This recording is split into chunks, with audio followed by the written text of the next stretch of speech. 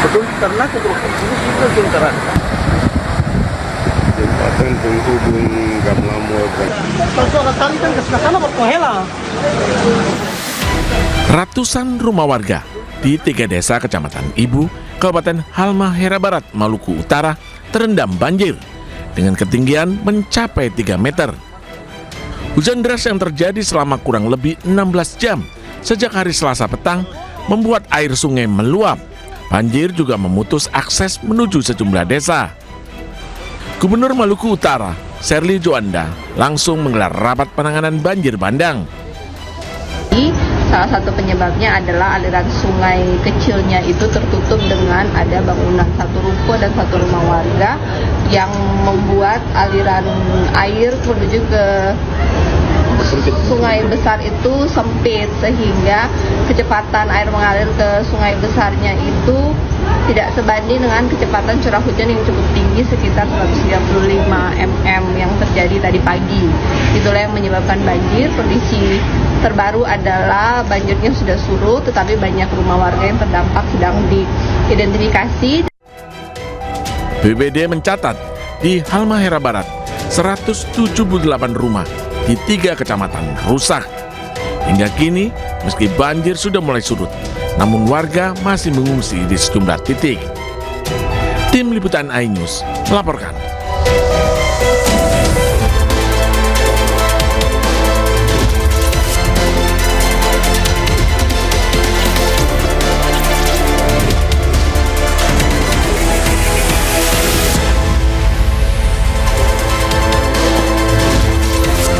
Halo, selamat siang pemirsa. Presiden Prabowo memastikan setiap tahun Indonesia mencapai swasembada pangan. Sementara itu mulai tahun ini berzina bisa dipidana. Aturan ini berlaku tidak hanya untuk pasangan yang sudah menikah, tetapi juga yang belum menikah. Selain informasi tadi, kami juga akan menghadirkan beragam informasi menarik dan terkini terkait dengan kebijakan hingga kegiatan para pemimpin bangsa. Bersama saya Camar Hainda, inilah Pemimpin Rakyat, Pemimpin Beraksi, Rakyat Awasi.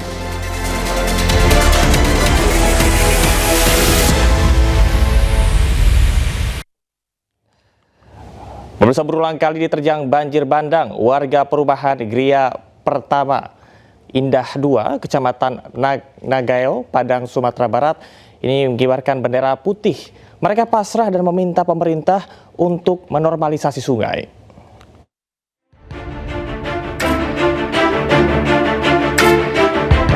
Bendera putih berkibar di sejumlah rumah warga yang berada di Kelurahan Tabiang, Banda Gadang, Padang, Sumatera Barat. Warga pasrah lantaran rumah mereka kerap dilanda banjir bandang. Warga pun terus dihantui ketakutan saat hujan. Derasnya arus sungai juga kerap mengikis badan jalan hingga menghancurkan peralatan rumah dan tempat tinggal mereka. Kami tidak sanggup lagi mengerjakan rumah kami, baru dibersihkan, datang lagi, itu kami berharap aja. Karena pikiran saya tuh rasa mau ke tempat kami lagi gitu. Kita permintaan kami itu ya jalan satu-satunya. Pemerintah sendiri sudah berencana untuk merelokasi sementara warga. Nantinya setelah selesai normalisasi dan pembangunan dam, warga bisa kembali ke rumah masing-masing. Ya, kondisi hari ini ya, tentu ini diakibatkan dengan sungai kita yang sudah dangkal ya, dan hujan yang intensitasnya tinggi. Relokasi yang kita berikan tawaran itu sebagai opsi untuk sementara ya. Tentang apakah pekerjaan ini bisa selesai dalam seminggu ini, saya tidak bisa menjanjikan. Ini kan pekerjaan teknis yang cukup besar ya. Yang bisa kita lakukan adalah tentu pertama yang merelokasi, dan kita biarkan pemerintah khususnya BNPB, kementerian, balai ini menyelesaikan pekerjaannya. Proses pembangunan dam hingga perbaikan rumah membutuhkan waktu lebih dari 1 minggu. Sementara penanganan bencana akibat banjir bandang dan longsor di Sumatera Barat berlangsung selama 3 bulan. Dari Padang, Sumatera Barat, Budi Sunandar, iNews laporkan. Sementara itu, Presiden Prabowo Subianto membentuk Satuan Tugas Penanganan Bencana. Satgas ini dipimpin oleh Menteri Dalam Negeri Tito Karnavian. kita akan segera bentuk Satuan Tugas Percepatan Rehabilitasi dan Rekonstruksi Pasca Bencana di Provinsi Aceh, Sumatera Utara, dan Sumatera Barat. Dan saya tunjuk sebagai Ketua Jenderal Polisi Purnawirawan Tito Karnavian. Sebagai Wakil Ketua adalah Letnan Jenderal TNI Richard Tempu Bolon.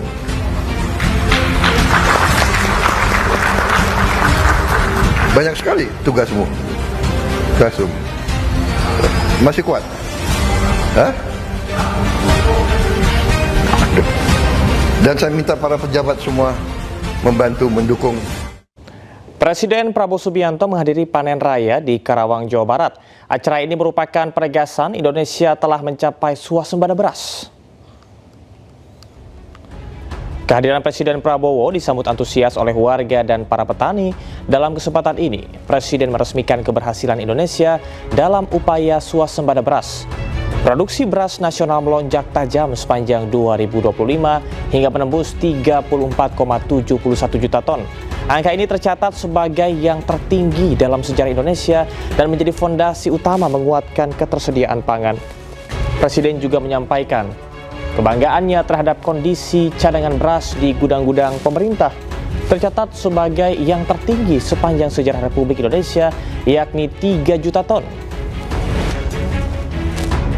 Hari ini bahagia bagi saya. Bahagia, saya senang sekali.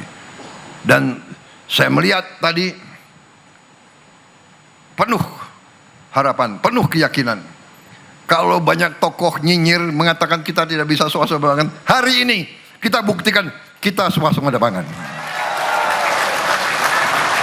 Sekarang setelah kita swasembada pangan, saya dengar lagi, oh iya, tapi paling swasembada pangannya paling setahun 2 tahun.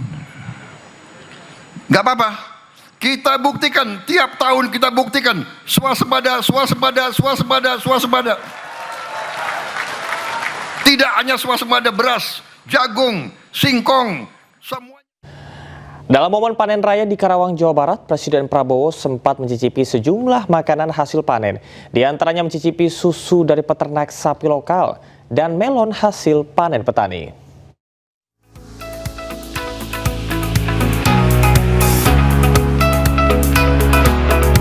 Presiden Republik Indonesia Prabowo Subianto yang didampingi Menteri Pertanian Andi Amran Sulaiman dan Menko Bidang Pangan Zulkifli Hasan mencicipi segelas susu dari hasil olahan peternak. Sambil menikmati susu, Prabowo juga berbincang dengan sejumlah peternak. Momen itu berlangsung saat acara panen raya dan pengumuman swasembada pangan di Cilebar, Kabupaten Karawang, Jawa Barat. Selain mencicipi susu sapi lokal, Prabowo juga mencicipi hasil panen Betawi yakni buah melon. Prabowo tampak menikmati potongan buah melon di gerai petani buah-buahan.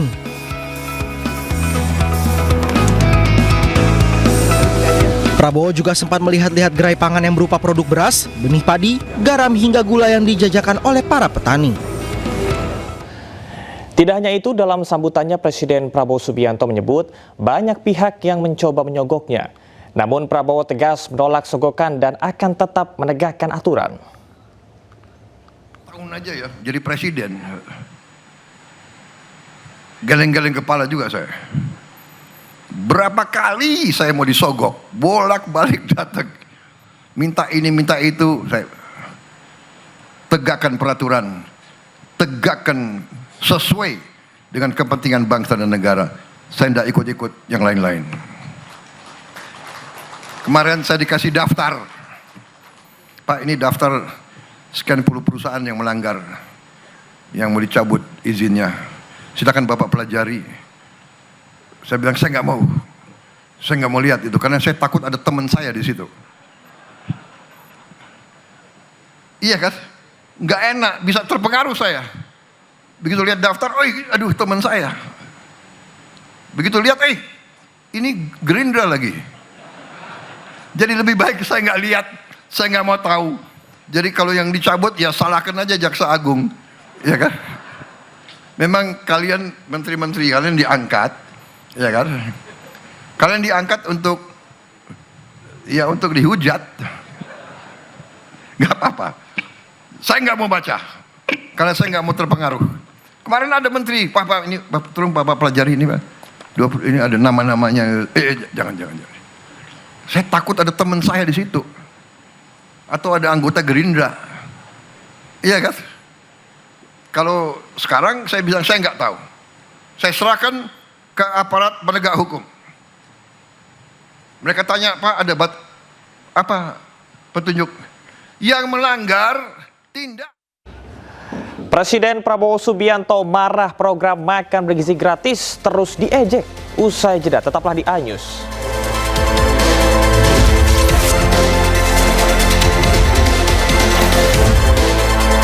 Yang tidak. Terima kasih, Anda masih di Pemimpin Rakyat. Pemirsa, Gubernur Jakarta Pramono Anung memastikan pembongkaran tiang monorail terbengkalai di Jalan HR Rasuna Said akan dimulai pekan depan. Selama proses pembongkaran tidak akan ada penutupan jalan.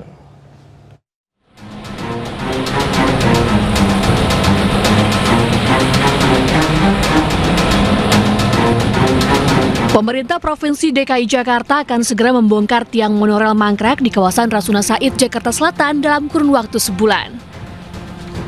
Pembongkaran akan dimulai pada pekan ketiga Januari 2026.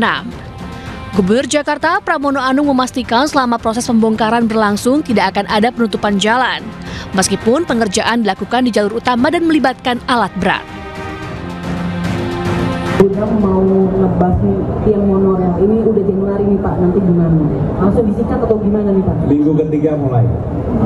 3 Januari? Minggu ketiga. Proyek kereta monorail pertama kali dimulai pada tahun 2004 di masa kepemimpinan Presiden Megawati Soekarno Putri.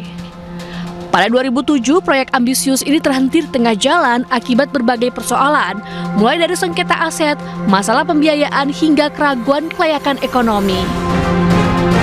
Proses pembongkaran kerap terhambat karena kasus hukum antara kontraktor dan pelaksana. Tim Liputan iNews melaporkan. Wakil Gubernur Jakarta Rano Karno menjenguk siswa korban kecelakaan mobil pengantar makanan di Jakarta Utara. Rano menjamin proses pemulihan para siswa akan dipantau hingga tuntas.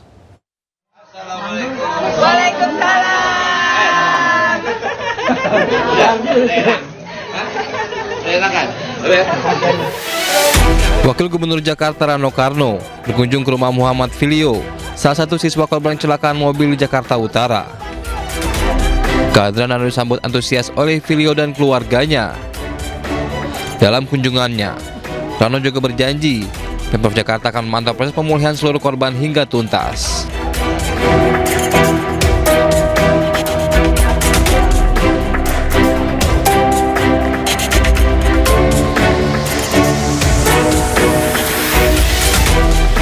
Tragedi mengerikan ini terjadi pada 11 Desember 2025 lalu. Sebuah mobil menerobos masuk ke halaman sekolah hingga menabrak sejumlah murid dan guru. Para korban pun langsung dievakuasi ke rumah sakit. Sementara itu, sopir mobil yang merupakan sopir cadangan bersama pendampingnya ditetapkan sebagai tersangka oleh polisi. Sopir diduga lalai dan salah menginjak pedal gas. Tim Liputan iNews melaporkan. Dalam retret yang digelar di Hambalang, Jawa Barat, Presiden Prabowo Subianto menegaskan program makan bergizi gratis berjalan dengan baik meski diragukan banyak pihak. Dan berikut pernyataan lengkap Presiden Prabowo. Kita buktikan, saya sangat yakin, walaupun begitu banyak pakar yang mengejek saya dan tim saya, menyinyir, mereka katakan MBG pasti gagal. Tapi kita buktikan kepada mereka, MBG berhasil. MBG dinantikan oleh semua rakyat. Bahkan sekarang saya repot, saya sedih kalau saya ke daerah-daerah, anak-anak panggil saya, teriak saya, Pak, kapan kami terima MBG? Saya tidak paham manusia macam mana yang tidak tergerak hatinya melihat anak-anak seperti itu. Saya tidak paham. Hei orang-orang pintar, hei orang-orang pintar yang ngejek, lihatlah dengan mata dan hatimu rakyat kita, anak-anak itu. Saudara-saudara, percaya kita berada di jalan yang benar, di jalan membela keadilan, di jalan memberantas kemiskinan, di jalan menghilangkan kelaparan. Kita berada di jalan yang bersih, yang suci. Makan bergizi gratis menjadi salah satu langkah pemerintah mengatasi stunting. Kerjasama antara pusat dan daerah pun diperkuat demi meningkatkan gizi anak Indonesia.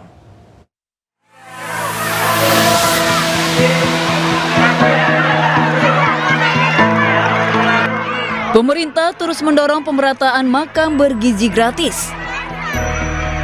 Di tahun 2025, total ada 55 juta penerima manfaat telah menikmati makan bergizi gratis. Sementara untuk tahun 2026 ditargetkan 82,9 juta penerima manfaat. Anggaran sebesar 355 triliun rupiah pun telah disiapkan pemerintah. Badan Gizi Nasional pun terus memantau keberlangsungan program MBG. Kali ini BGN mengawasi langsung pembagian MBG di SD Negeri Kalibaru 1 Pagi. Kita sedang berusaha agar seluruh SPBG melakukan seperti itu. Nah, untuk kualitas makanan memang kita pantau terus-menerus. Jadi kita ingin semua ahli gizi dan semua SPBG mengikuti petunjuk yang ada dan memanfaatkan porsi bahan baku yang sudah disiapkan untuk di Jawa ini karena rata-rata 10.000. Itu sifatnya ad cost dan harus dioptimalkan untuk pemenuhan. Selain makan bergizi, pemerintah juga mendorong daerah untuk memperkuat pelayanan posyandu. Di Tangerang, Banten, program Grebek Posyandu terus digelar. Tidak hanya menargetkan anak-anak, tetapi juga ibu hamil dan menyusui. Objek yang harus dilaksanakan oleh kader-kader posyandu, oleh puskesmas, oleh dinas kesehatan dan oleh dinas yang lainnya, termasuk Pak Camat, Pak Lurah, terkait pelayanan kesehatan yang dilaksanakan oleh posyandu. Hari ini kegiatannya adalah imunisasi balita, juga memberikan makan tambahan. Program ini pun mendapatkan respon positif masyarakat. Mereka pun berharap program ini terus digelar. Angka stunting di Tangerang pun terus menurun. Bila 2024 17.000 balita mengalami stunting, kini menurun menjadi 9.000 balita. Tim Liputan iNews melaporkan. Menteri SDM Bahlil Lahadalia memastikan Indonesia tidak mengimpor gas bumi di sepanjang tahun 2025. Meskipun pada awal tahun Republik Indonesia sempat berencana impor gas bumi. Bahlil menyatakan di awal tahun lalu Indonesia berencana impor gas bumi sebanyak 40 kargo. Namun rencana batal karena produksi dalam negeri mumpuni untuk memenuhi kebutuhan tanah air. Bahlil menambahkan seluruh kebutuhan gas saat ini dipenuhi hasil produksi dalam negeri tanpa bantuan pasokan luar. Sepanjang tahun 2025, suplai gas bumi nasional mayoritas dialokasikan untuk konsumsi domestik, khususnya mendukung program hilirisasi industri. Saya bersyukur kinerja dari SKK, dari Dirjen Migas, dari tim kita, bahwa sekalipun di awal tahun terjadi dinamika yang tinggi untuk ada keinginan impor kurang lebih sekitar 40 kargo LNG di awal tahun, tapi berkat kerja keras kita semua di tahun 2025 tidak ada kita melakukan impor gas, dan ini adalah produksi kita. Jadi seluruh produksi kita sebagian kita pakai untuk dalam negeri, sebagiannya kita ekspor. Kenapa ini tidak kita lakukan seperti minyak? Karena kalau gas ini harus antara supply and demand-nya harus sama. Mulai tahun ini berzina bisa dipidana. Bagaimanakah penerapannya? Usai jeda tetaplah di iNews.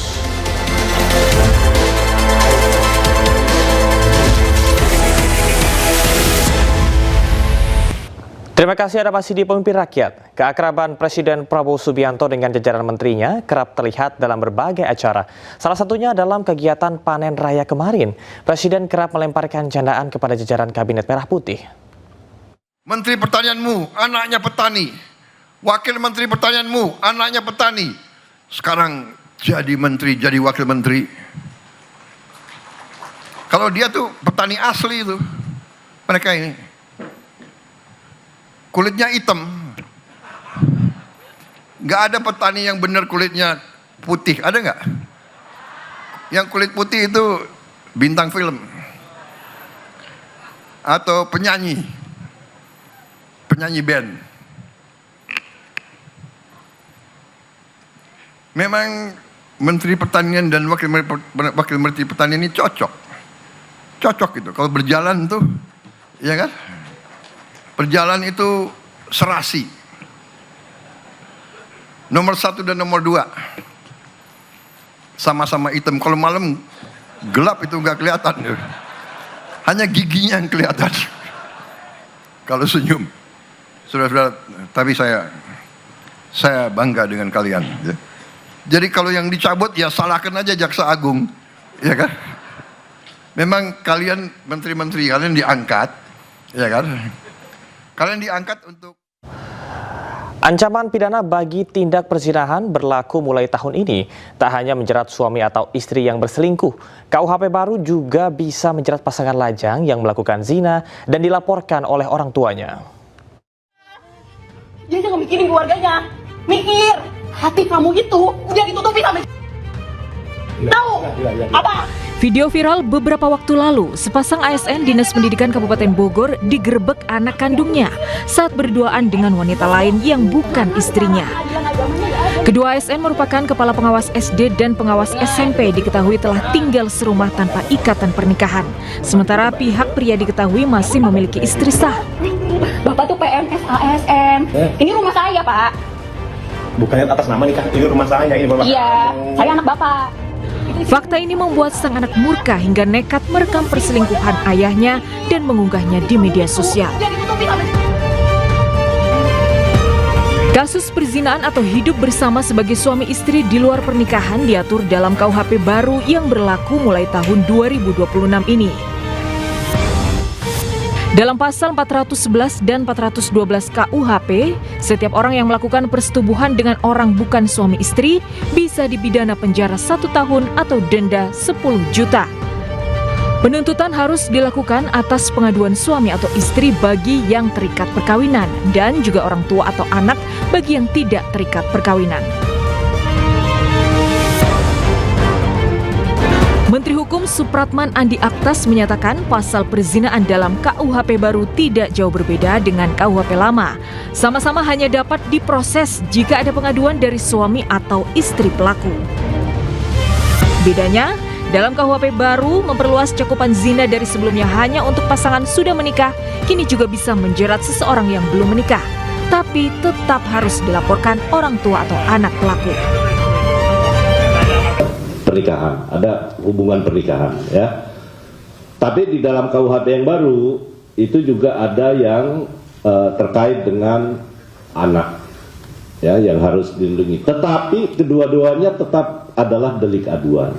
Jadi yang boleh mengadu adalah suami atau istri. Setelah diundangkan, pasal perzinahan masih menuai polemik. Pasal ini bahkan masuk dalam 11 perkara yang kini tengah digugat di Mahkamah Konstitusi. Tim Liputan iNews melaporkan. Keberadaan kebun sawit di kawasan Pasaleman, Kabupaten Cirebon, Jawa Barat menyita perhatian pemerintah daerah. Bupati Cirebon Imron memastikan akan mencabut seluruh sawit karena dinilai mengancam ekosistem.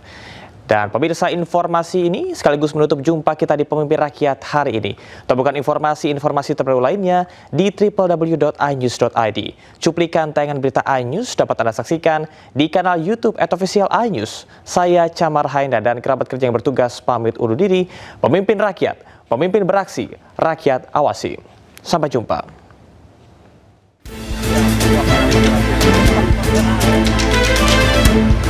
Bupati Cirebon bersama unsur Forkopimda meninjau hutan yang ditanami pohon sawit di Desa Cikobang, Kecamatan Pasaleman, Kabupaten Cirebon. Mereka mengecek pohon sawit yang ditanam di lahan seluas 2 hektar.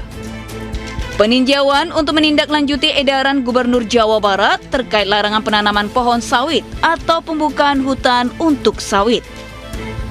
Meski masih berusia sekitar 4 bulan, sawit-sawit yang masih pendek tampak lebih mencolok di antara ilalang dan tanaman lainnya. Sementara itu, puluhan emak-emak menolak keberadaan pohon sawit karena khawatir bencana dan krisis air bersih. Mereka meminta pemerintah daerah segera mencabut sawit tersebut. Ya resah. Soalnya kan kelapa sawit di samping itu kelapa sawit itu ungguannya ular kobra yang saya tahu. Lagi kan masa di sini. Kalau di mana kekeringan nanti itu dia menyerap air, kita bisa kekurangan air. Begitu juga nanti kalau musim hujan nggak ada penguatnya, takutnya longsor. Kita ini aman-aman aja lah, baik-baik aja di sini nggak ada apa-apa. Maka dengan adanya edaran Pak Gubernur, kami dari Kabupaten Cirebon akan mendukung. Bahkan kami kepada petaninya maka akan diganti untuk tanaman-tanaman yang lainnya, misalkan di Cirebon ini mangga, kalau di Pasalama cocoknya misalkan mangga gincu. Kami dari pemerintah akan membantu masyarakat.